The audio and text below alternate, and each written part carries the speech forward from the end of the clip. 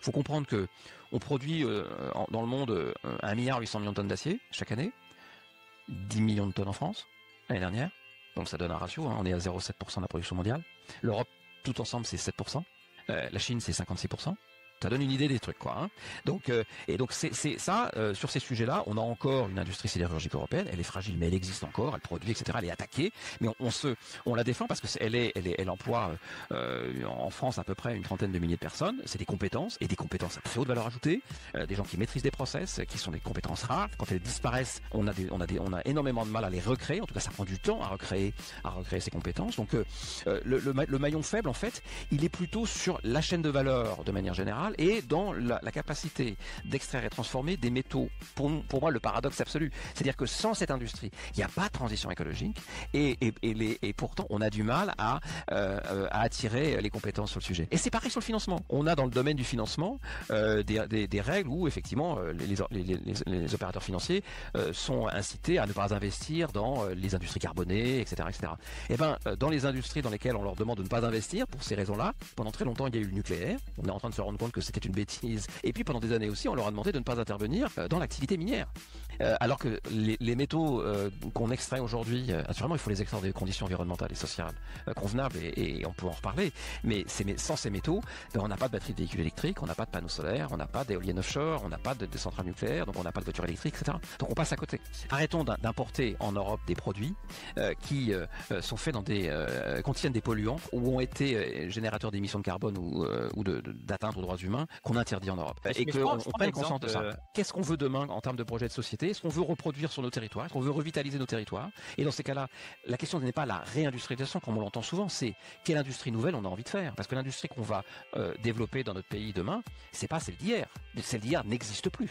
Celle d'hier qui était sale, peu soucieuse de l'environnement, émettrice de polluants, elle correspond à une époque. C'était partout la même. On avait d'ailleurs, nos parents, les générations d'avant, n'avions pas de préoccupation environnementale. Donc, il faut vraiment se dire qu'on a un projet de société, mais autour de la production. Parce que sans production, pas de création de valeur. Et s'il n'y a pas de création de valeur, etc. Et c'est ça le projet auquel qu'on doit développer. Bienvenue à tous dans Planète Ingé, la première émission qui donne enfin aux ingénieurs une place de choix dans le brouhaha des médias. Je suis Mathieu Poulain et chaque semaine, j'ai le plaisir d'accueillir à mon micro un ingénieur au parcours exceptionnel pour nous partager son expertise et sa vision et vous permettre de comprendre l'actualité tech et ses enjeux. Préparez-vous à découvrir les coulisses de l'ingénierie qui façonne le monde d'aujourd'hui et de demain. Installez-vous confortablement car sur Planète Ingé, l'avenir commence maintenant. Bienvenue à tous dans ce nouvel épisode de Planète Ingénieur. Aujourd'hui, j'ai le plaisir de recevoir Bruno Jacquemin. Bruno, bonjour, comment ça va? Bonjour Mathieu, ça va très très bien. Écoute Bruno, je suis ravi d'être avec toi aujourd'hui parce qu'on va parler d'un sujet qu'on n'a pas l'habitude de discuter beaucoup dans les médias. Donc je ne sais pas ce que vous êtes en train de faire, si vous êtes en train de faire la vaisselle, votre jogging, si vous êtes confortablement installé dans le canapé. En tout cas, restez avec nous parce qu'on va parler aujourd'hui de réindustrialisation, de transition énergétique et de souveraineté stratégique, mais tout ça autour de l'industrie des métaux en France. On parle beaucoup d'hydrogène, on parle beaucoup d'éolien, on parle beaucoup de batteries, mais sans les métaux, rien n'existe. Donc derrière cette transition énergétique que tout le monde souhaite, il y a des mines, il y a des fonderies, il y a des aciéries. Et pourtant, ces industries sont oubliées du débat public aujourd'hui, complètement mises de côté. On n'en parle pas et c'est ce qu'on va corriger aujourd'hui avec Bruno Jacquemin pour comprendre comment la France peut retrouver une souveraineté industrielle solide. Tu vas essayer de nous ouvrir un petit peu les chakras. Pour démarrer, ce que je te propose, c'est pour ceux qui ne connaissent pas la 3M, quelle est votre mission concrète aujourd'hui? Alors, un 3M, c'est de l'Alliance Minerais, Minéraux, Métaux. C'est un syndicat professionnel qui regroupe l'ensemble des acteurs de la chaîne de valeur métaux, c'est-à-dire l'extraction minière, le raffinage et la première transformation. Mes adhérents ne produisent pas de produits finis, ils produisent ce qu'on appelle des semi-produits qui après vont dans toutes les chaînes de valeur industrielles, l'automobile, le maritime, le nucléaire, l'aéronautique, l'électronique. Des métaux, comme tu l'as dit, il y en a partout. Il y en a dans les machines à laver, dans les automobiles, dans les avions, les satellites, les outils du quotidien, l'ordinateur avec lesquels on travaille, etc. Donc, nous, on est là pour aider cette industrie à être mieux perçue, mieux comprise et surtout la positionner, un peu comme tu l'as évoqué dans ton introduction, comme finalement le socle de beaucoup de filières et d'enjeux de notre politique aujourd'hui. D'accord.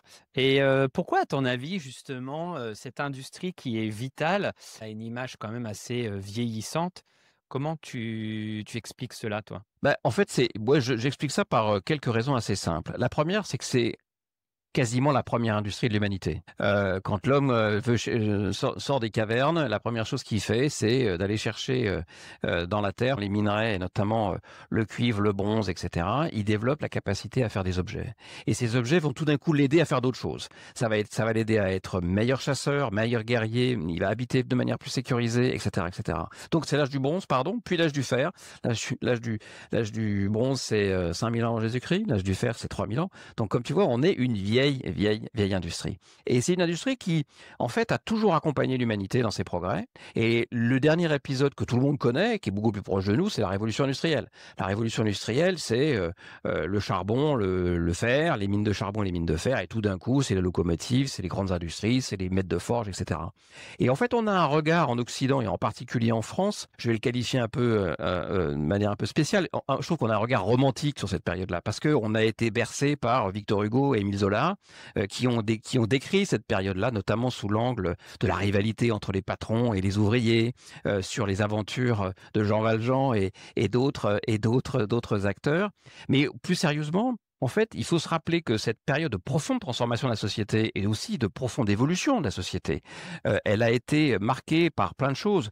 On a augmenté l'espérance de vie, on a diminué la mortalité infantile, on a, je dirais, considérablement amélioré notre confort de vie. Mais c'est aussi la période pendant laquelle la lutte sociale, la lutte des classes, par exemple, c'est à trouver ses fondements. C'est la naissance du syndicalisme ouvrier. En fait, tous ces éléments-là fait que cette industrie qui a en germe tout ça, qui accompagne notre histoire depuis toujours, quand on y pense, elle est toujours datée, quoi, ou elle est toujours chargée d'émotions et d'éléments divers. Et puis, soyons clairs, dans les 30 dernières années, 40 dernières années, pour ne pas dire les 50 dernières années, la crise pétrolière des années 70, on a eu des transformations importantes, on a aussi vu l'émergence de pays à l'autre bout du monde, et puis dans les années 80, avec en plus la fin de l'Union soviétique, la chute du mur de Berlin et tout ça, on a été dans un monde, le développement d'Internet, on a été dans l'idée d'un monde où la mondialisation totale des chaînes de valeur et de l'approvisionnement et de la logistique pouvait être la meilleure des choses. Rappelons-nous de ce patron français qui expliquait que l'avenir était faiblesse. Et donc, on a eu un désintérêt majeur pour l'industrie et donc pour le socle de l'industrie qui est évidemment la base, donc pas celui qui procure le plus de valeur ajoutée. A priori comme ça, c'est plus sympa de travailler, en tout cas l'a priori qu'on a, c'est que c'est plus sympa de travailler dans des satellites que de travailler dans la sidérurgie. Alors qu'en fait, les métiers aujourd'hui sont passionnants des deux côtés. Mais donc, il y a cette échelle de valeur qu'on s'est donnée, et puis surtout toute cette partie d'industrie dite lourde, ou d'industrie de base, on s'en est désintéressé, on a considéré qu'elle consommait trop d'énergie, qu'elle était polluante, et on l'a laissé partir, en tout cas on l'a transmise à plein d'acteurs, la Chine en particulier, et on était à l'époque très content de faire cela. Puis on se réveille 40 ans plus tard, on va peut-être y venir, en découvrant que ça a été quand même une sacrée erreur de faire ça pour plein de raisons. Justement, je peux me tromper en disant cela, mais j'ai l'impression que la situation, n'est pas au beau fixe. Est-ce que tu peux nous dire comment tu vois aujourd'hui, toi, l'état du tissu industriel, français? Bah, Oui, tu as raison, il faut commencer par poser un diagnostic. Le diagnostic, il n'est pas brillant, hein. On a aujourd'hui la France, il faut l'avoir en tête. Quand on regarde la part de l'industrie manufacturière dans notre produit intérieur brut, on est à 9,4%. C'est pas compliqué, c'est le taux le plus faible de l'Union européenne. Derrière nous, et j'ai rien contre eux, il y a Malte et Chypre. Enfin bon, ça veut dire que l'Allemagne a plus de 20, la moyenne européenne est à 17, et nous, on est en dessous de 10. Et donc, on a un vrai sujet de taille critique industrielle dans notre pays. Et évidemment, l'industrie de la métallurgie, de la sidérurgie, de la mine fait pas exception. Elle n'a pas bénéficié de l'effort de réindustrialisation qui est net, hein. Je parle de 9,4% aujourd'hui. C'était à peu près 23% de mémoire au début des années 80. On a une belle pente de décroissance jusque dans les années 2010-2012. À ce moment-là, la pente se ralentit, on a une stabilité, et ces dernières années, il y a eu des mouvements plutôt positifs, et en ce moment, on est de nouveau sur une petite baisse. Mais ce mouvement d'industrialisation, il a profité à la Startup Nation, pour faire court, c'est-à-dire il a profité à des technologies nouvelles qui sont indispensables, hein. C'est tout ce qui est lié aux technologies de la défense, aux technologies spatiales, aux technologies qui nécessitent effectivement des inventions. Mais on a un peu oublié ce parent pauvre, entre guillemets, mais qui est nécessaire, qui est le socle de toute industrie, qui est l'industrie de la métallurgie. Est-ce que les politiques se désintéressent complètement de cette industrie ou il y a quand même certaines têtes aujourd'hui connues qui sont un peu plus moteurs que d'autres sur ces sujets-là? Honnêtement, c'est un secteur qui a été oublié pendant 40 ans. En fait, il est revenu à la mode, entre guillemets, avec la crise Covid, et puis derrière la guerre en Ukraine, et puis le dernier avatar, si j'ose dire, c'est Donald Trump, qui tout d'un coup fait qu'on redécouvre. Mais qu'est-ce qui s'est passé, en fait? On n'a pas vu un mouvement de temps long, qu'on n'a pas regardé suffisamment, qui était que, en transférant le socle, je peux prendre cette image, hein, c'est un socle de construction de valeur ajoutée. Tu fais des métaux, à partir de métaux, tu fais des pièces, avec des pièces, tu fais des organes, avec des organes, tu fais des composants, avec les composants, tu fais des objets finis. Donc tu commences à faire de l'acier, puis tu termines à faire des satellites, des voitures électriques, etc. Donc tu as une chaîne de valeur comme ça. Les pays émergents qui sont dans ce travail depuis des années, non, avec les BRICS et tout ça, elles ont bien compris que pour développer leur économie, leur prospérité, il fallait faire comme ce que nous avions fait en Europe un siècle avant, c'est-à-dire construire ce socle et puis augmenter. Et donc, quand nous, on leur a dit, dans les années 80-90, bah finalement, ce socle, on n'en veut plus, faites-le, elles ont sauté sur l'occasion. Et elles se sont pas arrêtées là. Elles ont augmenté leur propre chaîne de valeur ajoutée. Et nous mettons aujourd'hui dans une situation difficile. Alors, cette difficulté-là, on s'en est rendu compte au moment de la crise Covid. Et là, le politique a pris conscience du truc. Parce qu'au moment de la crise Covid, tout d'un coup, les chaînes d'appro se tarissent. Plus rien ne rentre dans les ports. Et on a un manque de métaux, en particulier, mais pas que. On a eu aussi des manques de masques et autres respirateurs. Mais en tout cas, sur la partie métallurgie, on s'est rendu compte de la dépendance à ce moment-là. Et puis, donc, il y a eu un travail de fait, d'analyse, auquel j'ai contribué avec Philippe Varin, l'ancien patron de PSA, qui a fait un super travail avec nous, mais qui a déjà 4 ans, hein, pour faire un état de situation et montrer à quel point on était dépendant. Et là, effectivement, le politique a réagi, mais plutôt très bien réagi. C'était Agnès Pannier-Runacher, ministre de l'Industrie à l'époque, qui a fait faire donc ce travail à Philippe Varin, et on a enclenché ensuite, et avec tous les successeurs en tant que ministre de l'Industrie, c'est-à-dire Roland Lescure, Marc Ferracci récemment, on a fait ce travail de sensibilisation. Mais on part de loin. On part de loin parce qu'en fait, la connaissance fine des enjeux de cette industrie, de la mine, de la métallurgie et de la sidérurgie, elle n'était pas la priorité ni de l'administration, ni des politiques, ni même de nos concitoyens. Donc on a un retard de connaissance, de compréhension des enjeux à faire. Et on fait pas ça en quelques semaines. Ça, c'est le premier sujet. Et donc, les politiques aujourd'hui sont conscients du truc. Maintenant, on est dans un enjeu de profonde transformation du monde qui ne touche pas que la métallurgie, hein, on le voit bien. Et là, tout d'un coup, toutes les politiques publiques sont liées, tous les enjeux sont liés. Et il faut arriver à donner des perspectives à tout ça. Le politique n'est pas en grande forme en ce moment en France, mais en Europe non plus. Et on voit bien, en revanche, la puissance des empires qui renaissent, la Chine d'un côté, les États-Unis de l'autre. Et nous, on est un peu au milieu et on subit tout ça. Donc, il y a des acteurs qui sont plutôt mobilisés autour de ça. Dans les noms connus de ça, j'ai envie de citer Arnaud Montebourg, parce que Arnaud Montebourg a été un ministre de l'Industrie et du redressement productif dans les années 2012. Il a poussé nos sujets, il a été plutôt un bon supporter de nos activités. Aujourd'hui, d'ailleurs, il est un industriel, un entrepreneur de la souveraineté sur ces différents sujets-là. Mais soyons clairs, les différents ministres qu'on a eu de l'industrie qu'on a eu en France depuis 4-5 ans sont parfaitement conscients du sujet, mais avec là aussi une tâche considérable à accomplir. Quels sont les maillons les plus fragiles de la chaîne aujourd'hui en France? S'ils disparaissent, le château de cartes s'écroule. Pour ça, il faut avoir un peu en tête les grandes masses et les grands volumes. On ne peut pas parler de la même façon de l'acier que du cobalt, du chrome ou du tungstène ou d'autres petits, ou du gallium par exemple. Parce qu'on n'est pas dans les mêmes volumes et on n'a pas les mêmes enjeux industriels en aval. En fait, il y a d'un côté des aciers qui sont des commodités, avec plus ou moins de valeur ajoutée, et puis de l'autre côté des métaux qui sont des métaux de spécialité. On va utiliser un petit peu cette comparaison. Mais pour avoir ces éléments en tête, faut comprendre que on produit dans le monde 1,8 milliard de tonnes d'acier chaque année, 10 millions de tonnes en France l'année dernière. Donc ça donne un ratio, hein, on est à 0,7% de la production mondiale. L'Europe, tout ensemble, c'est 7%. La Chine, c'est 56%. Ça donne une idée des trucs, quoi, hein. Donc, et donc c'est ça, sur ces sujets-là, on a encore une industrie sidérurgique européenne. Elle est fragile, mais elle existe encore. Elle produit, etc. Elle est attaquée, mais on la défend parce que elle emploie en France à peu près une trentaine de milliers de personnes. C'est des compétences et des compétences à très haute valeur ajoutée, des gens qui maîtrisent des process, qui sont des compétences rares. Quand elles disparaissent, on a énormément de mal à les recréer. En tout cas, ça prend du temps à recréer ces compétences. Donc, le maillon faible, en fait, il est plutôt sur la chaîne de valeur de manière générale et dans la capacité d'extraire et transformer des métaux qu'on prend dans des plus petites tailles. On en produit parfois à l'échelle mondiale quelques centaines ou milliers de tonnes. On a des métaux comme ça, mais dont on va avoir besoin dans des semi-conducteurs, dans des appareils optiques, dans des ordinateurs, etc., où là, on a des besoins effectivement importants. C'est toute la difficulté de ces métaux qui sont partout. Je prends un exemple sur les aimants de terre rares, par exemple. Comme on assiste à une électrification du monde, on arrête le moteur thermique à essence et on va vers des moteurs électriques.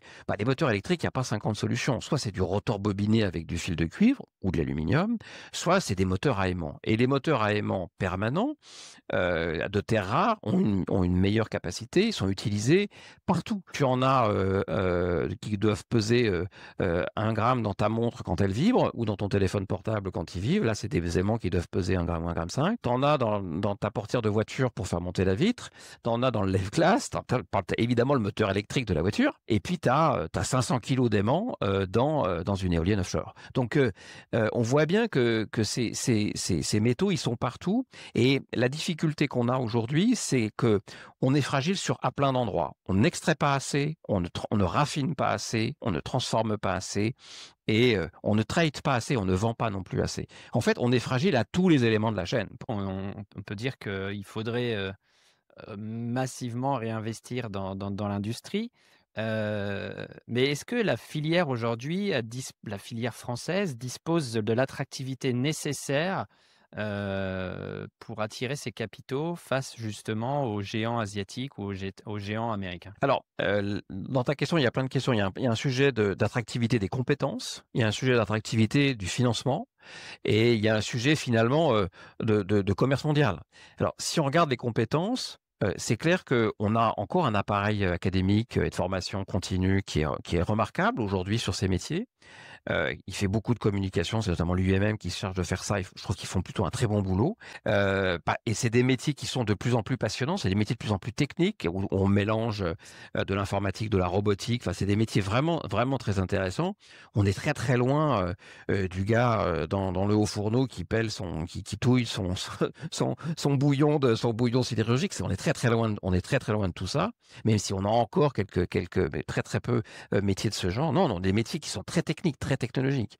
Des gens, faut être clair aussi, plutôt très bien payés, très bien rémunérés, mais qui effectivement n'attirent pas toujours la jeunesse. On a beaucoup de gens qui sont formés mais qui vont travailler dans d'autres secteurs. Ça, c'est un de nos problèmes parce qu'effectivement, il a cette difficulté qu'on évoquait au début de notre échange d'une image de marque pas forcément ni très glamour en tant que telle, ni très en ligne avec les enjeux de transition écologique. Et c'est ça, pour moi, le paradoxe absolu. C'est-à-dire que sans cette industrie, il n'y a pas de transition écologique et pourtant, on a du mal à attirer les compétences sur le sujet. Et c'est pareil sur le financement. On a dans le domaine du financement des règles où effectivement les opérateurs financiers sont incités à ne pas investir dans les industries carbonées, etc., etc. Eh ben, dans les industries dans lesquelles on leur demande de ne pas investir pour ces raisons-là, pendant très longtemps, il y a eu le nucléaire. On est en train de se rendre compte que c'était une bêtise. Et puis, pendant des années aussi, on leur a demandé de ne pas intervenir dans l'activité minière. Alors que les métaux qu'on extrait aujourd'hui, naturellement, il faut les extraire dans des conditions environnementales et sociales convenables et on peut en reparler. Mais sans ces métaux, on n'a pas de batterie de véhicules électriques, on n'a pas de panneaux solaires, on n'a pas d'éoliennes offshore, on n'a pas de centrales nucléaires, donc on n'a pas de voitures électriques, etc. Donc on passe à côté. Et justement, tu parlais de l'intérêt de se nicher sur des productions qui sont nécessaires et demandées dans le monde, où encore la production est assez faible. C'est lesquelles, justement, où la France peut tirer son épingle du jeu? Moi, je pense que la France, elle doit, comme l'Europe de manière générale, en fait, il y a un sujet français et un sujet européen. le sujet européen, le sujet français est à peu près le même que le sujet européen, au bémol de ce que j'ai dit tout à l'heure sur la faiblesse de l'industrie par rapport à nos autres collègues en Europe, qui nous regardent quand même un petit peu de haut, et parfois à juste raison, parce qu'encore une fois, l'appareil industriel français, il est parfois un peu sous-dimensionné, sauf dans quelques secteurs où on est excellent, genre l'aéronautique, la défense, etc., où là on performe et on est vraiment très très bon. Mais il y a beaucoup de secteurs sur lesquels malheureusement on est un peu à la traîne. Non, le choix qu'on a à faire aujourd'hui, c'est des choses très simples. Il faut prendre conscience que pour développer de la richesse et la partager après, c'est notre modèle social, il faut produire. Et que pour produire, il faut repenser la manière dont on produit avec une chaîne d'approvisionnement, une chaîne de valeur. Je te prenais l'exemple, on produit des tôles, avec ces tôles on va faire ou des barres, avec ces barres on va faire des éléments mécaniques, avec ces éléments mécaniques on va faire des moteurs, avec ou des appareils, et ces appareils vont finir par être des objets. Aujourd'hui, qu'est-ce qui nous empêche d'avoir une grande partie de cette chaîne de valeur fabriquée en Europe? Pas grand-chose. Le driver prix, c'est-à-dire qu'à un moment donné, quelqu'un va dire, oui, mais attends, dans ta chaîne de valeur-là, cet élément-là, si je le fais à l'autre bout du monde, et tout est là, toute la question est là d'ailleurs. Est-ce que je le fais en Europe de l'Est? Est-ce que je le fais en Afrique du Nord? Ou est-ce que je le fais en Indonésie, en Malaisie ou en Chine? Et en fait, sur ces questions-là, il faut à un moment donné qu'on se pose des bonnes questions et qu'on introduise dans la discussion une réflexion sur nos dépendances. On parle beaucoup de souveraineté, mais on la définit mal. La souveraineté, c'est maîtriser ses dépendances, c'est en prendre conscience et se dire, OK, sur ce sujet-là, je dépends de tel pays ou d'un industriel qui est dans tel pays. Il faut que j'ai une contrepartie dans une négociation. Puis il y a des pays avec lesquels je peux être moins entre guillemets, antagoniste, ou avec lesquels je peux développer des partenariats dans des pays amicaux. Par exemple, pour moi, il y a une vraie réflexion que l'Europe doit se poser avec l'Afrique, qui aujourd'hui, on le sait, est le territoire de développement et de croissance le plus important dans le demi-siècle qui vient, et qui est un peu ballotté entre les Russes d'un côté, avec les Russes, les Chinois, les Américains, et nous, on l'a bien vu ces dernières années, on s'est un peu fait sortir du jeu. Mais on a encore toute notre place là-dedans. Donc on a des vrais sujets là-dessus, et après définir, finalement, repenser notre projet de société. Qu'est-ce qu'on veut demain en termes de projet de société? Est-ce qu'on veut reproduire sur nos territoires? Est-ce qu'on veut revitaliser nos territoires? Et dans ces cas-là, la question n'est pas la réindustrialisation, comme on l'entend souvent, c'est quelle industrie nouvelle on a envie de faire? Parce que l'industrie qu'on va développer dans notre pays demain, c'est pas celle d'hier. Celle d'hier n'existe plus. Celle d'hier qui était sale, peu soucieuse de l'environnement, émettrice de polluants, elle correspond à une époque. C'était partout la même. On avait d'ailleurs, nous, nos parents, ou les générations d'avant, n'avions pas de préoccupation environnementale. Donc, il faut vraiment se dire qu'on a un projet de société, mais autour de la production. Parce que sans production, pas de création de valeur. Et s'il n'y a pas de création de valeur, etc. Et c'est ça le projet auquel qu'on doit développer. Restez, Et on on a va en tout ce qu'il parler. faut. Justement, on va en parler dans la deuxième partie, de l'émission. Avant de sauter, à pieds joints, la tête en avant, dans cette transition énergétique et cette nouvelle industrie qu'il faut faire émerger et encourager. Toi, si par exemple tu étais aux manettes et que tu avais une baguette magique, tu devais prioriser 3 mesures pour relancer durablement cette industrie des métaux en France. Qu'est-ce qu'il faut actionner en priorité? Pour moi, la première des choses, ça serait c'est une demande, je dirais, de quasiment toute l'industrie. Et si je suis un peu taquin, je dirais que c'est aussi une demande des agriculteurs. Alors, que nous disent les agriculteurs? Ils nous disent arrêtons d'importer des fruits à l'autre bout du monde qui contiennent des pesticides et des polluants qu'on nous interdit d'avoir en France. Pour de bonnes raisons. Nous, on dit la même chose. Arrêtons d'importer en Europe des produits qui sont faits contiennent des polluants ou ont été générateurs d'émissions de carbone ou d'atteinte aux droits humains qu'on interdit en Europe. C'est ce qu'on appelle, on n'a pas trouvé de mot en français, on appelle ça le level playing field, un dispositif, c'est la réciprocité des normes, pour faire court. Dans la première des choses... Est-ce que je t'interromps là-dessus? Avant, garde tes 2 points, les autres points en tête, mais est-ce qu'on a ce luxe-là aujourd'hui en termes de coûts? parce qu'on a un problème, enfin les industriels sont en recherche de compétitivité, comme, le consommateur quand il achète, 1 kilo de tomates, il est en recherche de prix, compétitifs, de prix bas. Est-ce qu'on a et puis, déjà on a aussi des problèmes de production, agricole. D'ailleurs je vous renvoie vers l'épisode qui va sortir bientôt, avec mes amis des électrons libres, trop bio pour être vrai. On parle de ça justement. Est-ce qu'on a ce luxe-là aujourd'hui de faire du protectionnisme ou, de trier, le bon grain du mauvais grain quand, on est déjà dans une situation économique assez compliquée? Est-ce qu'on a le luxe de sacrifier sa santé? Est-ce qu'on a le luxe de sacrifier sa liberté?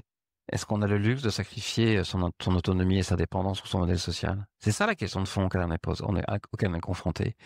Si on considère que ces industries, si on fait le choix du pas cher en disant bah c'est super, si on importe des voitures chinoises pas chères, toi et moi en tant qu'acheteur, on va dire bah super, je préfère acheter une BYD à 30 000 euros, ça reste encore très cher qu'une Tesla à 70 000. Ok, mais ça c'est du court terme. Si derrière on se rend compte qu'en faisant ça, bah, j'ai détruit toute la filière industrielle automobile de ma région et que bah moi qui suis boulanger, bah tout d'un coup j'ai plus de quoi vendre mon pain parce que les ouvriers qui m'achetaient mon pain, qui fabriquaient aussi des voitures, bah ils sont plus là parce qu'ils ont perdu leur job. Bah, tout d'un coup il faut que je réfléchisse à ça. C'est ça le sujet. C'est à un moment donné prendre conscience que euh, dans les intérêts de court terme et les intérêts de long terme, on est tous dans le même bateau. Et c'est un vrai sujet sur lequel, je pense, collectivement, on a à progresser. Il faut que nos concitoyens, je pourrais évoquer, c'est pas du tout notre sujet, mais c'est tellement proche dans l'esprit. L'arrivée de Shine, c'est exactement le même sujet. Est-ce qu'on est, à un moment donné, toi et moi, on va se dire, ou le consommateur peut se dire, c'est super, je peux acheter mon pantalon à 3 euros, j'en change toutes les semaines, je m'en fous, après tout, la mode change, je vais voir. Ok, mais en faisant ça, je tue l'industrie textile de mon pays, je tue mon commerce de proximité. Puis après, je vais râler parce que ma mairie n'aura plus les moyens de me payer mon sport ou la cantine de l'école de mes enfants qu'elle payait, mais avec quoi elle le paye? Elle le paye avec des impôts qu'elle prélève sur les entreprises. C'est à un moment donné, voilà, on a ces choix collectifs à faire. Et OK. c'est ça, pour moi, c'est ça la réponse. OK, très clair. Merci pour ton éclairage et ton point de vue. Donc du coup, tu as utilisé un de tes vœux, un peu de protectionnisme. Il te reste 2 vœux, le génie est sympa aujourd'hui. Le deuxième vœu, ils sont un peu tous liés, mais c'est le produire local, c'est le local content. On dit ça encore en bon français. Le produire local, c'est de se dire à un moment donné, bah, comment on arrive à privilégier du contenu local dans la production européenne, qu'on s'assure que dans un produit qui est étiqueté Made in France ou Made in Europe, on s'assure que aux différents éléments de la chaîne navale de production, jusqu'aux métaux, on a une partie de la valeur ajoutée qui a été produite en Europe, justement dans cet objectif-là. Et Mais je qu'on prends prenne conscience de ça. ouais, je prends l'exemple de la métallurgie, de la production d'acier. Convertir aujourd'hui des aciéries françaises, avec une production, d'acier bas carbone, ça coûterait des centaines de millions d'euros, à faire. Donc dire en même temps: «On va produire en France un acier, décarboné», c'est tout bonnement pas possible puisqu'aujourd'hui, on n'a pas d'aciérie qui produit de l'acier décarboné en France. Déjà numéro un, quand les Chinois le font eux déjà. Ah, C'est tu peux faux. tu ouais, d'accord, OK. Ah, c'est Bah, faux. vas-y, je te laisse répondre. Alors, c'est faux et c'est assez révélateur. OK. Il y a 2 manières de faire de l'acier. Il y a une manière historique, elle a 5000 ans ou presque, 3000 plus 2. Et Ouais. je prends du minerai de fer et je le réduis, le minerai de fer, c'est de l'oxyde de fer et je le réduis avec du charbon spécial qu'on appelle du coke. Et en faisant ça, j'émets du CO2, évidemment, dans des proportions considérables, 2 tonnes, enfin, c'est plus de 2 tonnes de CO2 par tonne d'acier produite. Ça, c'est la voie dite fonte. C'est les hauts fourneaux. Aujourd'hui, on n'a plus que à peu près 3 hauts fourneaux qui fonctionnent en France, 2 à Dunkerque et 1 à Fos-sur-Mer, à peu près. On en a de mémoire une quinzaine ou une vingtaine en Europe sur ces sujets-là. Cette industrie-là doit muter parce qu'effectivement, elle émet trop de CO2. Ces hauts fourneaux représentaient à une époque quasiment 4% des émissions de carbone de la France, de CO2 de la France. Donc forcément, C'est on a un énorme, vrai ouais. sujet. C'est énorme. On a la techno pour faire ça. C'est une techno où on réduit l'oxyde de fer, non pas avec du charbon, donc du coke, mais on le réduit avec de l'hydrogène ou du gaz naturel. On sait faire. Simplement, la transformation de faire ça, bah, c'est une facture entre 1,5 milliard et 2 milliards par haut fourneau. Donc, je te fais le calcul. Bon. Donc ça, effectivement, c'est très, très cher. Mais après, il faut choisir. Est-ce qu'on veut se décarboner pour préserver le climat? Quel prix on met à la préservation du climat? Mais donc, ça, c'est un effort à faire et il faut le faire. Mais en même temps, cet effort, en même temps, il faut pas oublier qu'on sait aussi faire de l'acier d'une autre façon. On sait aussi D'accord. faire de l'acier avec de la ferraille. OK. C'est-à-dire, et aujourd'hui, tu as quasiment 40% de la production d'acier française qui est faite avec de l'acier dit recyclé, c'est-à-dire issu de déchets de produits en fin de vie. C'est-à-dire des carcasses de voitures, des anciennes machines, etc. Tout un tas d'éléments de ferraille qui sont récupérés. Et aujourd'hui, et ça c'est une deuxième voie qui existe depuis toujours. Elle existe depuis, elle existe depuis des décennies. Et aujourd'hui, on a des industriels présents en France qui produisent de l'acier comme ça. Sauf qu'on le dit pas assez.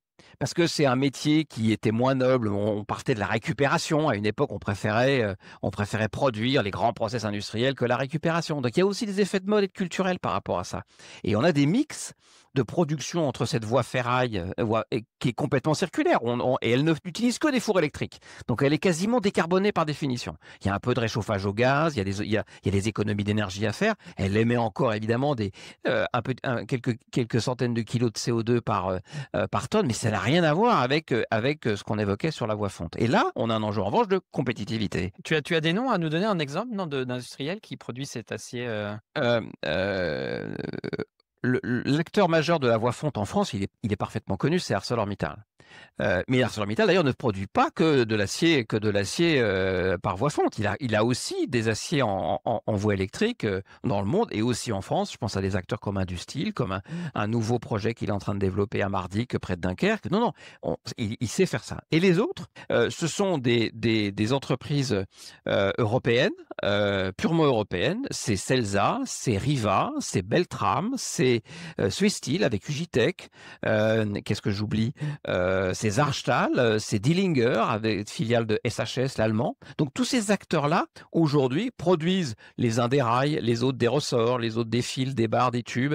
Ils produisent tous ces produits, essentiellement des produits longs, comme on dit dans le jargon, à partir de ferraille. Un point en passant, c'est que tous les acteurs que j'ai cités, ArcelorMittal, et les 7-8 que j'ai cités, les 7-8 autres, Celsa, Riva, Beltram, Ugitech, Saarstahl, Dillinger et autres. J'oublie pas non plus Aubert et Duval. Aubert et Duval est le seul français dans tout ça.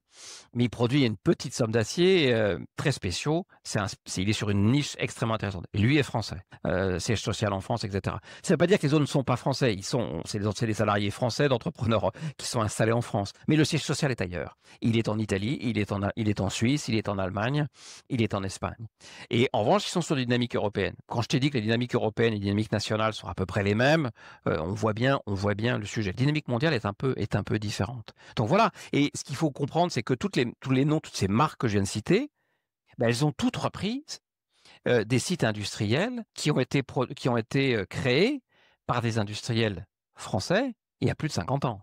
Usine Ors-Acylor, Péchinet, Vallourec. Ces noms-là, Vallourec existe encore, mais ne produit plus d'acier en France. Péchinet n'existe plus. Et Usine Ors-Acylor a été racheté, est devenu Arcelor, puis ArcelorMittal en partie. Il y a aussi des bouts qui sont partis ailleurs, notamment dans ces acteurs qui sont reproduits. Donc il faut avoir ça en tête. C'est des sites anciens. Ça explique aussi l'image de marque parfois. C'est-à-dire que on est sur des vieux sites, des sites qui ont des histoires. Alors parfois ça a du sens aussi. Quand tu vas chez Ugitech, l'usine a été construite avant la guerre de 14. Elle est complètement engagée dans l'histoire de la vallée, la houille blanche. Enfin, c'est aussi très très attachant de voir tout ça. Mais bon, c'est des considérations très particulières. Bon, les auditeurs m'en voudront de ne pas te demander ton troisième vœu, parce que si j'enchaîne sur la suite, même si on a un peu dépassé le timing, et que les gens écoutent et sont très attentifs, parce que je sais que vous êtes très attentifs, mes amis auditeurs, c'est quoi ton troisième vœu là? Le troisième vœu, j'appellerais ça la commande publique, c'est de dire à un moment donné acheter français, quoi. À un moment donné, faire que les actes. Aujourd'hui, on a renouvelé un parc nucléaire et à l'étendre, on a renouvelé des réseaux électriques, on a renouvelé des réseaux ferroviaires, on a renouvelé du matériel ferroviaire. Il y a toute la commande publique au global, c'est des dizaines et des dizaines de milliards. Comment fait-on pour flécher cette commande publique sur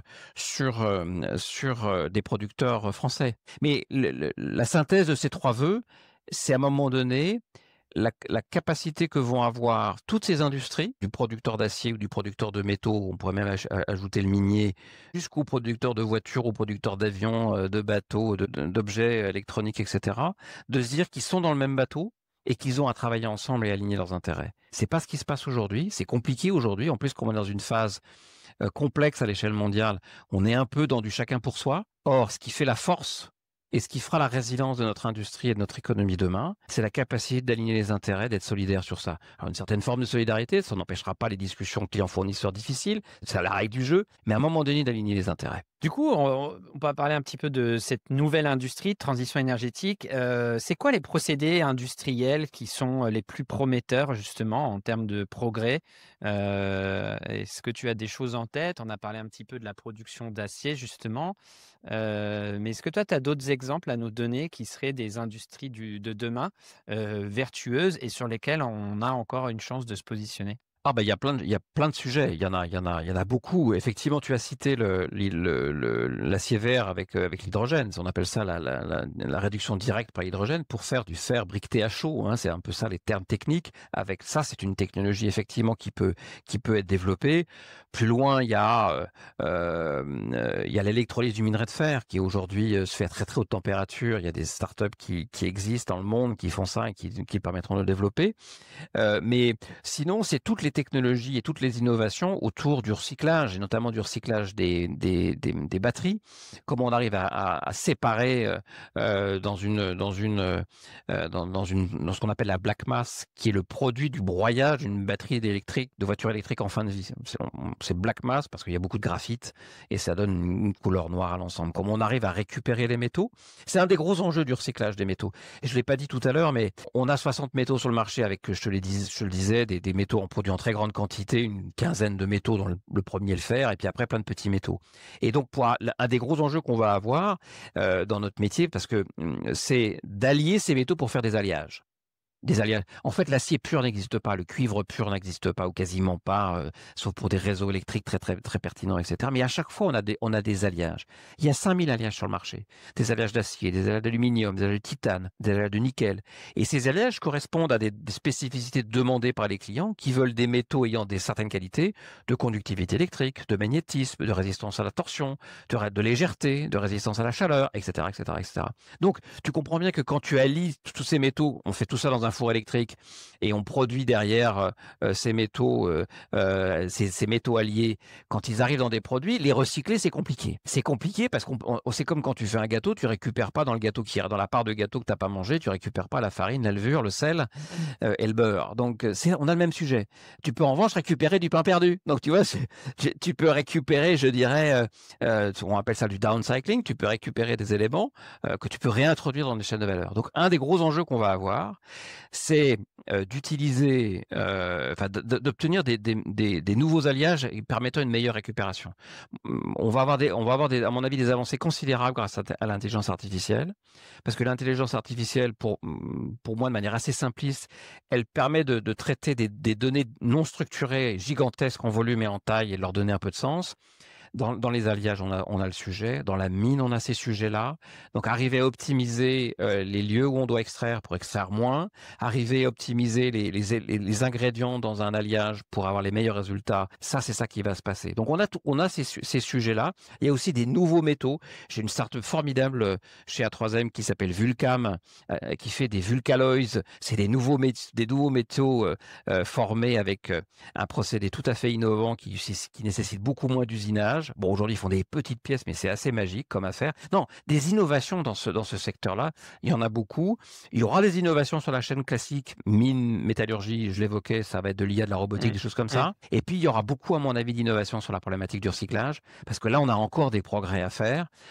Dans le tri, la collecte, c'est pas forcément très technologique, très métallurgique, mais on a des sujets sur le démantèlement, des choses comme ça à faire.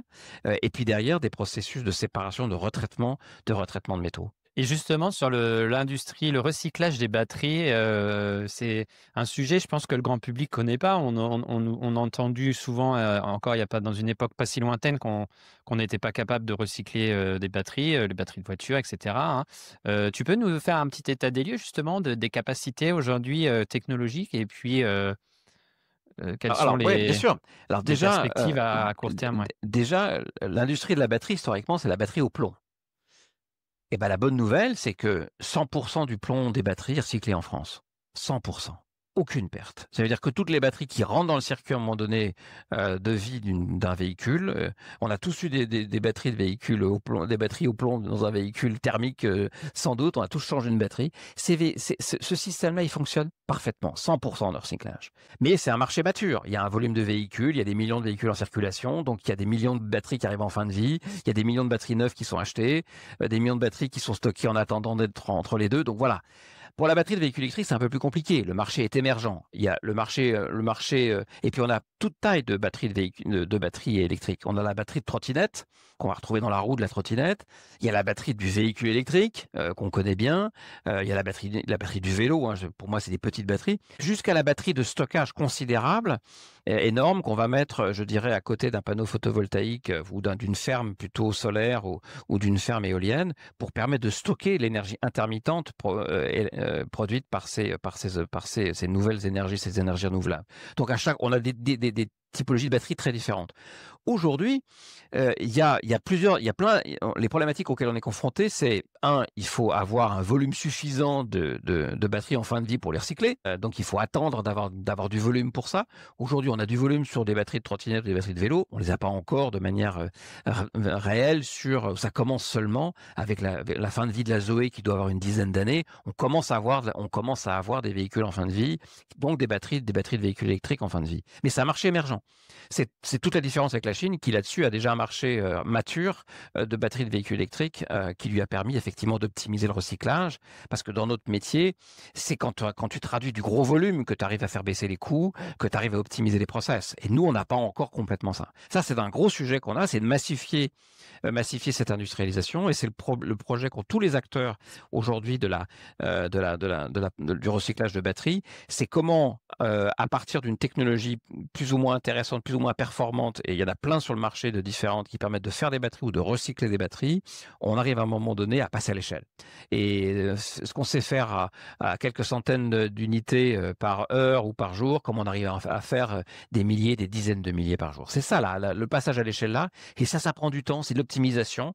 Et dans l'industrie, c'est un temps relativement incompressible. Donc là, on a des sujets importants d'amélioration, parce qu'encore une fois, c'est une industrie relativement naissante en Europe. Puis le deuxième sujet qui est plus compliqué, c'est le sujet de la technologie elle-même. C'est-à-dire, on nous a beaucoup parlé il y a 5 ans des batteries NMC, nickel, manganèse, cobalt, lithium.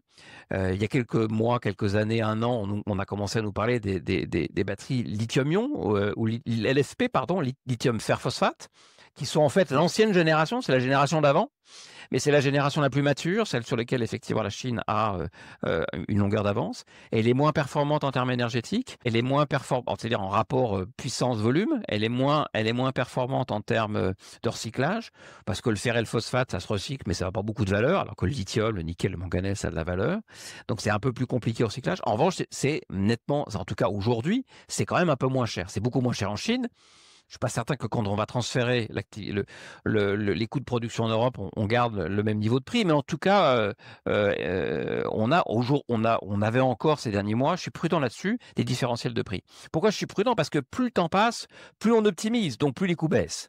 Mais aujourd'hui, ces chimies de batterie, nickel, manganèse, cobalt, lithium, elles évoluent. On veut éliminer un peu le cobalt parce que le cobalt, c'est un métal compliqué qui est extrait en grande partie dans des pays avec des droits humains pas toujours très bien respectés. En tout cas, nos industriels, pour de bonnes et de mauvaises raisons, ont des prudences réputationnelles sur le sujet. Mais donc, c'est des chimies qui évoluent, les proportions, et puis on se rend compte qu'on fait des mix entre les chimies de batterie. Puis on se rend compte aussi que avoir une batterie de véhicule électrique à utiliser pour faire 30 km par jour, pour emmener ses enfants à l'école et aller au travail, revenir, quand on est en province, c'est peut-être un peu plus 50 km, mais ça reste des distances petites, ou avoir des batteries qui soient capables de faire 600, 700, 800 km, on peut avoir une relation au prix, parce que c'est pas le même type de véhicule, ou au volume, ou au poids différente. Et ça change pas mal de choses. Ouais et du coup, on dit souvent, par exemple, qu'on va être que le lithium, c'était cher, on voit qu'on découvre de plus en plus de potentiel de gisement, donc du coup, le prix, l'offre aussi, augmente, le prix, diminue fortement, depuis un moment. Est-ce que ça vaut le coup de recycler dans ces conditions-là, par rapport à un marché finalement qu'on pensait limité, qui finalement, se découvre, un potentiel, neuf? Important en termes de juste en extrayant, ces matières-là et est-ce que cette filière du recyclage, elle a une visibilité? Elle a une visibilité de rentabilité? Oui, en fait, ce qu'il faut avoir en tête plusieurs petites choses. La première, c'est qu'effectivement, il y a des métaux dont on redécouvre ou dont on découvre les usages. Le lithium, dans les années 70, c'est d'abord un médicament. C'était pas du tout il y a 25 ans, on s'est rendu compte que le lithium, parce qu'il a des propriétés chimiques, il est tout au début du tableau de Mendeleïev, il a des propriétés de stockage de l'énergie intéressantes. Mais jusqu'à très donc c'est très récent. On se rend compte aujourd'hui qu'en Europe, on a, pas mal de disponibilité de lithium et on a quasiment de quoi être presque autosuffisant par rapport à nos besoins de lithium à venir. OK, mais autosuffisant en gisement, ça ne veut pas dire être autosuffisant en prix de sortie, du lithium de la mine et du raffinage. Donc il y a tous ces paramètres-là qu'il faut avoir en tête et qui sont effectivement, à prendre en considération. Et puis, il faut resituer ça dans le temps long. L'extraction minière, encore une fois, ça fait 5000 ans que ça dure, même un peu plus. Et donc, on a quand même, pour beaucoup de métaux, alors c'est pas le cas de celui que je viens de citer, mais pour beaucoup d'autres, on a quand même exploité les meilleurs gisements. Donc, c'est des coûts, le coût de l'exploitation minière va augmenter. Et en plus, on a évidemment des métaux recyclés qui seraient aussi dommage de ne pas utiliser et de réincorporer dans les chaînes de valeur. Donc la question en fait, et c'est des discussions que j'ai souvent avec les ONG ou avec les associations environnementales qui me disent mais on devrait arrêter l'extraction et faire que du recyclage. Alors pourquoi on peut pas faire ça?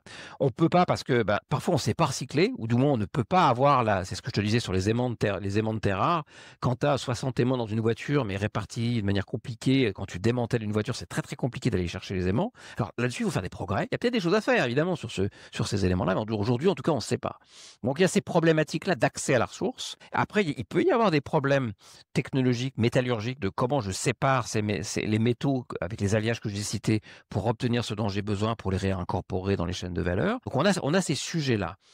Il faut bien comprendre aussi, et puis après on a des problèmes de qualité où parfois, c'est notamment le cas dans la sidérurgie, pour certains aciers, notamment plats dans l'automobile, on a besoin d'avoir du minerai de fer ou du fer pré-réduit à côté de la ferraille pour avoir la qualité dont on a besoin. Donc on peut pas, et dans notre métier, on n'oppose pas le recyclage, ce qu'on appelle l'usage des matières secondaires, à l'usage des matières dites primaires issues de la mine. On les a toujours considérées comme complémentaires parce que derrière, c'est des enjeux de qualité, de teneur, de qualité du produit déterminé qu'on veut derrière.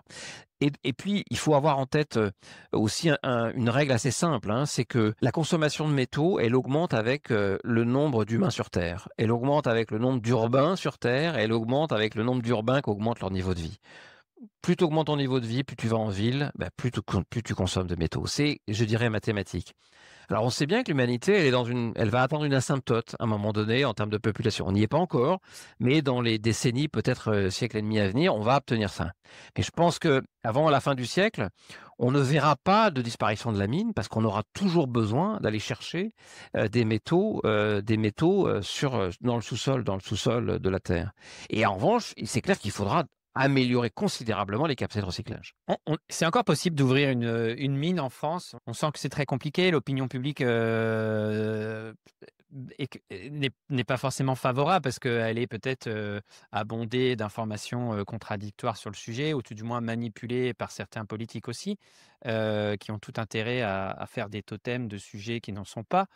Donc est-ce que c'est possible encore aujourd'hui d'ouvrir une mine, par exemple, je prends un exemple de mine de lithium, en France. Quel est l'impact réel, écologique? Est-ce qu'on sait faire dans des conditions, positives ou tout du moins neutres? Explique-nous un peu ça. Je dirais déjà, il faut prendre conscience que on est environné de métaux. et qu'à un moment donné, tous citoyens que nous sommes, il faut se dire que tout ce qu'on a autour de nous, soit à l'origine l'origine du matériau, soit c'est sous le sol, soit c'est sur le sol. Il y a pas d'autre, il y a pas d'alternative. On ne vient pas chercher ces matériaux de la planète Mars ou de la Lune. Ça n'existe pas encore. Ça viendra peut-être, mais on n'y est pas encore. On y viendra peut-être. On est plus près mais on qu'on n'y en est était pas. il y a quelques années. On n'y est pas encore. Donc déjà, à un moment donné, il faut faire prendre conscience à nos concitoyens que notre consommation, la consommation de tout un chacun, elle a un impact sur la nature. Et ça fait, encore une fois, 5000 ans que ça dure. Donc, c'est pas non plus nouveau. On a eu des excès à un moment donné. On revient à des politiques, à des pratiques beaucoup plus soucieuses de l'environnement parce que la génération actuelle, des dirigeants aux salariés, aux ouvriers, à l'ensemble des acteurs, ils ont tous envie de préserver la planète pour leurs enfants. Il n'y a pas de différence entre l'ouvrier de la métallurgie et l'activiste écologique sur ça. Ils ont tous des enfants, ils ont tous envie de préserver la planète. Donc là-dessus, il n'y a pas de débat.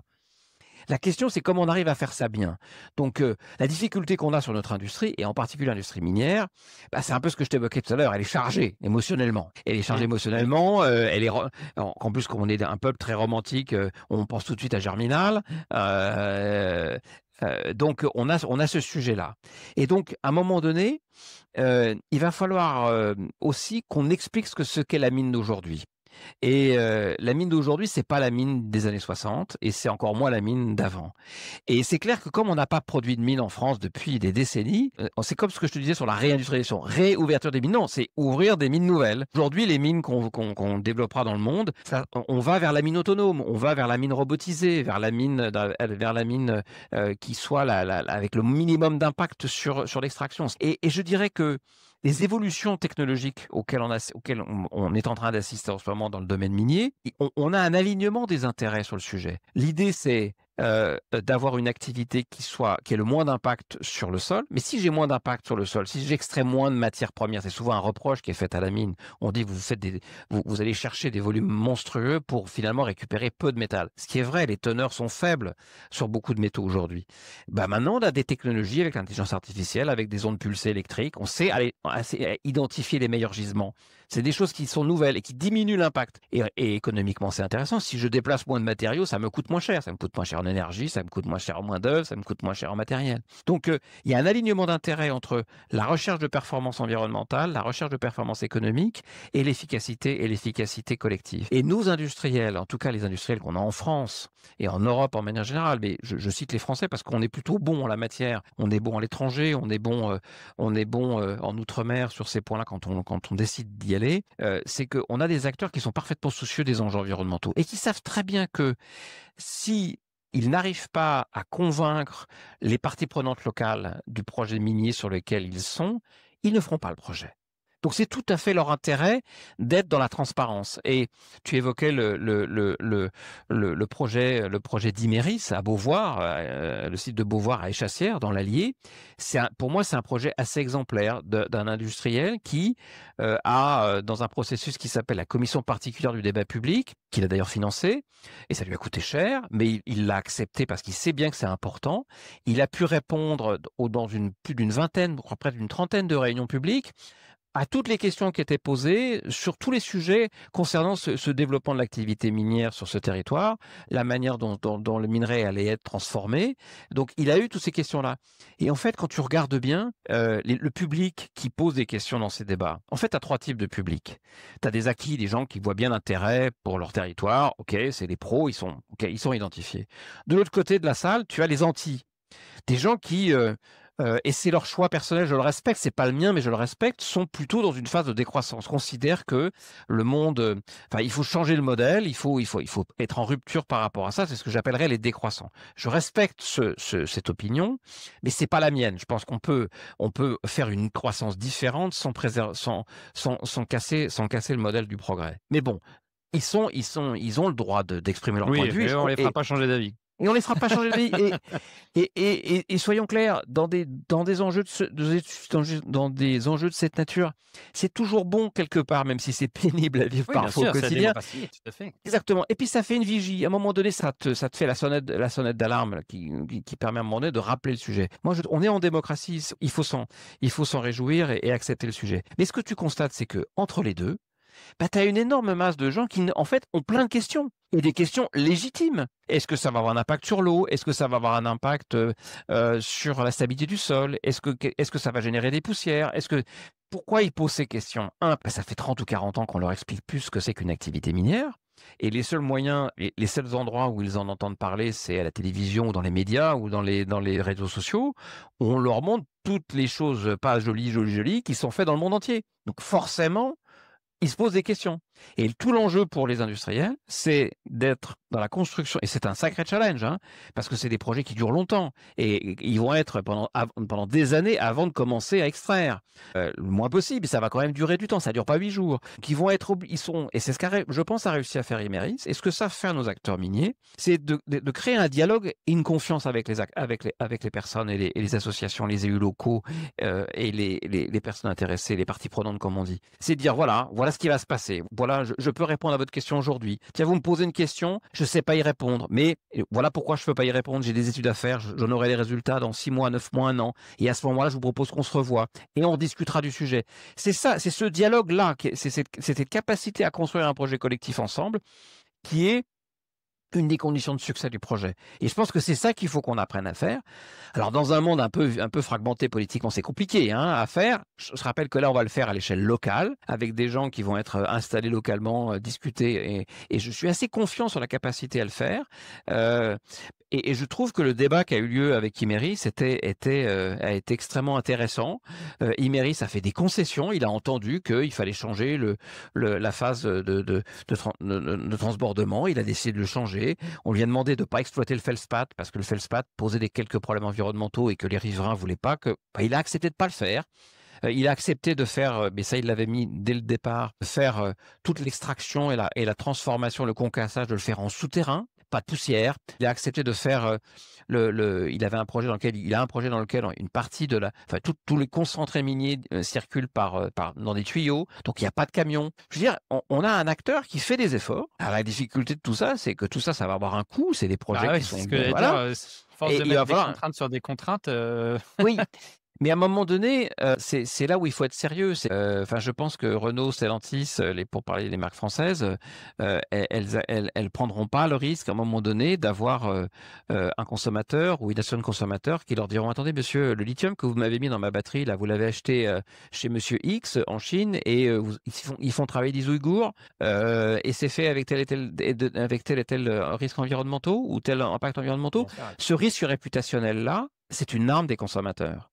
Donc, la vraie difficulté de tout ça, à laquelle, et en plus la situation actuelle de notre pays le rend exacerbé, c'est que tout ça, effectivement, avoir une économie, une industrie plus verte, plus respectueuse de l'environnement et avoir une économie plus souveraine, donc plus sûre pour la sécurité de nous-mêmes, de nos concitoyens, et je parle de sécurité au sens propre du terme, ça coûte plus cher. Donc à un moment donné, il faut se dire comment je fais payer cela et comment je fais pour retrouver de la croissance. C'est pour ça que la réindustrialisation, c'est le moteur de la production. Ça nous permet effectivement à un moment donné de faire que quand je produis en Europe ou je produis en France, je paye une entreprise qui paye des salariés, alors que quand j'achète un produit peut-être moins cher, je paye rien du tout. Il n'y a pas de bénéfice sur le territoire national. C'est ça le vrai sujet auquel on est confronté. Et on revient à mon sujet de produire local. Ouais, ça fait une bonne transition avec ce que j'allais dire. Produire local, on a parlé beaucoup de souveraineté française, mais aujourd'hui, je pense et j'imagine que sans l'Europe, on est trop petit, trop faible pour être un réel acteur demain. Est-ce que ce que je dis est vrai ou pas? Est-ce que c'est réaliste de penser qu'on peut avoir une stratégie justement à l'échelle européenne face à la domination chinoise ou américaine, comme tu dis? Est-ce qu'il y a une réelle volonté d'avoir une approche européenne ou est-ce qu'au final, comme souvent, on a différents intérêts qui se tirent dans les papates? Et tu vas me répondre, les deux, mon capitaine. Mais, mais toi, quelle est ta vision de ça? Et ce sera ma dernière question parce qu'on arrive déjà au terme de l'épisode. En fait, c'est une très bonne question. Elle est loin, je pense qu'on est loin d'avoir épuisé le sujet là-dessus. C'est vrai que quand j'évoque le terme de souveraineté européenne, les puristes me disent que je raconte n'importe quoi, qu'il ne peut pas exister de souveraineté européenne. Parce que la souveraineté, c'est la propriété des nations. Je l'entends bien. Donc, il faut le dire un peu autrement. Il faut dire que on a un enjeu d'autonomie stratégique. C'est-à-dire qu'on a un enjeu à un moment donné de se définir par rapport aux autres. Bien sûr qu'on a des différences entre les Français, les Allemands, les Tchèques, les Roumains, les Bulgares, les Estoniens. Bien sûr qu'il y a des différences. Mais à un moment donné, on a sans doute plus à faire en commun, plus à faire ensemble, et on a intérêt à se serrer les coudes, on a intérêt à être solidaire, on revient à ce terme, par rapport à l'action de grands pays. C'est la Chine, c'est les États-Unis, mais c'est la Russie, qui sont plutôt très très mal intentionnés, sont soit très mal intentionnés vis-à-vis de nous, soit ont envie absolument de préserver leurs intérêts, quitte à, je dirais, nous imposer leurs règles du jeu. Aujourd'hui, la Chine impose ses règles du jeu à l'Europe. Elle exporte, je prends un exemple, on sait qu'on est extrêmement dépendant des terres rares. Aujourd'hui, et pas plus tard qu'hier, 9 octobre, la Chine a augmenté son niveau d'exigence sur les exportations de terres rares à partir de son pays, en demandant à ce que elle ait une vision extrêmement précise et avoir un avis positif ou négatif si ça allait dans les semi-conducteurs, refuser les usages militaires, refuser les stocks stratégiques. Elle a augmenté le nombre de terres rares concernées. Donc, en fait, elle est en train de faire ce qu'on a reproché aux Américains de ces dernières années, mais de la même façon, c'est de nous appliquer son droit. Autrement dit, c'est l'extraterritorialité du droit. Donc là-dessus, on peut travailler à l'échelle européenne sur, à un moment donné, on a des valeurs communes. On le voit bien, on a des valeurs communes sur le respect de l'environnement, un certain nombre d'autres éléments, sur le droit du travail, sur des choses de genre, sur les droits sociétaux, sur les droits humains. À un moment donné, il faut qu'on trouve un socle commun qui nous permette, à mon sens, de mieux nous défendre par rapport aux agressions qu'on subit. Parce qu'il ne faut pas se cacher la somme du doigt. On a des agressions. C'est la désinformation russe ou chinoise. C'est des mesures de rétorsion commerciale américaines. C'est des mesures d'ingérence de la Chine ou des États-Unis. Donc, il faut prendre conscience de ça. C'est pas drôle et c'est nouveau parce qu'on a vécu les 40 dernières années dans l'illusion d'un monde après l'histoire. Et d'un monde plat comme le disait Thomas Friedman. Donc on a un vrai sujet par rapport à ça. Mais ça ne nous empêche pas, après, de construire des choses, parce que la souveraineté, on va pas je ne pense pas qu'on va, d'un point de vue industriel, la construire à partir de Bruxelles. Trop compliqué. L'Europe est trop compliquée. Elle a été faite pour protéger le consommateur, pas pour encourager le producteur. Donc, en revanche, rien n'empêche qu'on le fasse à l'échelle locale, à l'échelle nationale, qu'on le fasse entre pays, et que derrière, ça monte à l'échelle européenne. Ça pose pas de sujet. Mais on ne peut pas, à mon sens, poser des schémas européens à 27 pays qui ont des stratégies pas forcément alignées sur tout ça. Et on le voit bien. Aujourd'hui, on a ce fameux couple franco-allemand, on pourrait en dire beaucoup de choses, mais on voit bien qu'il y a des choses qui se font en franco-allemand, ou en franco-italo-allemand, ou en franco-italo-espagnol, hispano-allemand. Donc, il faut qu'on arrive à trouver des alliances qui nous permettent d'avancer. Je pense que c'est comme ça. Je pense que c'est comme ça qu'il faut qu'on le fasse parce que on a un socle de valeurs communes européennes et on a ces enjeux partagés, mais il faut nous donner la liberté de manœuvre. Et encore une fois, on peut agir à l'échelle nationale en France de manière très très concrète. Quelle serait, pour conclure, selon toi, la plus grande erreur qu'on pourrait faire aujourd'hui et qui mettrait à mal cette reconquête vers l'industrie de demain, justement, en France? La première erreur, ça serait de refuser. C'est le refus d'obstacle, en fait. C'est le refus d'obstacle du cheval, tu sais, dans un concours hippique, qui tout d'un coup bloque devant l'obstacle. C'est ça. C'est ne pas prendre conscience que le modèle qu'on a construit ces 40 dernières années, qui a été un modèle qui a été profitable pour beaucoup d'entreprises, notamment les entreprises de services françaises, et tant mieux, mais qui a aussi eu des impacts sur notre industrie, parce qu'on n'a pas su être une industrie exportatrice, notamment en France, qui a eu aussi des sujets, notamment pour les Allemands, de dépendance, gaz russe, exportation chinoise, etc. Ce modèle-là, il est caduc. Et il est caduc depuis déjà quelque temps.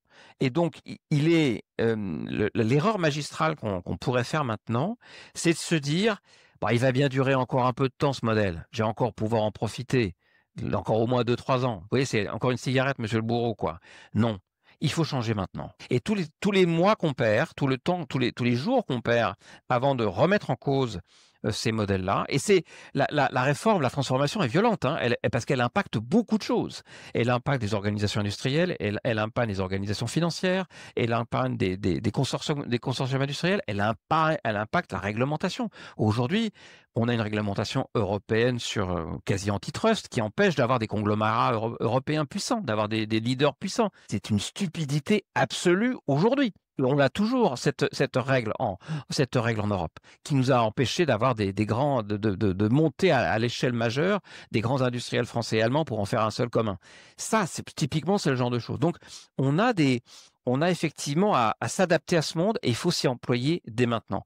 Et là, c'est du boulot, à mon avis, c'est une responsabilité partagée entre le politique français, européen et les grandes entreprises qui, à un moment donné aussi, doivent prendre en compte, doivent jouer leur part parce que derrière, elles entraînent des écosystèmes de fournisseurs, des écosystèmes de clients pour avancer. Merci Bruno, j'espère que vous avez aimé cet épisode. Si vous avez des questions, vous pouvez les poser en commentaire. Si vous avez envie d'apporter des éclairages ou un contre-éclairage sur ce qui a été dit par Bruno aujourd'hui, vous n'hésitez pas à me contacter et on voit pour vous faire passer dans l'émission. Merci Bruno, pensez à vous abonner à la chaîne. Et puis, comme d'habitude, je te laisse le mot de la fin, promo. Tu dis ce que tu veux et moi je conclus là-dessus. Moi, je veux passer un message de confiance. Je pense qu'on a plein de talents. Il faut être positif par rapport à l'avenir, mais il faut prendre conscience des enjeux auxquels on est confronté, se mettre au boulot sur ça et rentrer dans le dialogue. Moi, je comprends parfaitement les opposants qu'on peut avoir sur tel ou tel type de métier. Je comprends tout à fait ceux qui évaluent les risques. Je leur dis seulement, OK, vous évaluez des risques par rapport au passé, mais regardons l'avenir. Et comment on arrive à construire une nouvelle industrie sur des chaînes de valeur plus vertueuses, d'un point de vue territorial, d'un point de vue environnemental, d'un point de vue sociétal, et qui permettent effectivement à nos territoires, à nos pays et à notre pays de tirer son épingle du jeu et de sortir de cette espèce de crise, de ce marasme négatif dans lequel on est enfermé. Il n'y a aucune fatalité contre ça. Moi, je pense on a vraiment tous les atouts pour s'en sortir.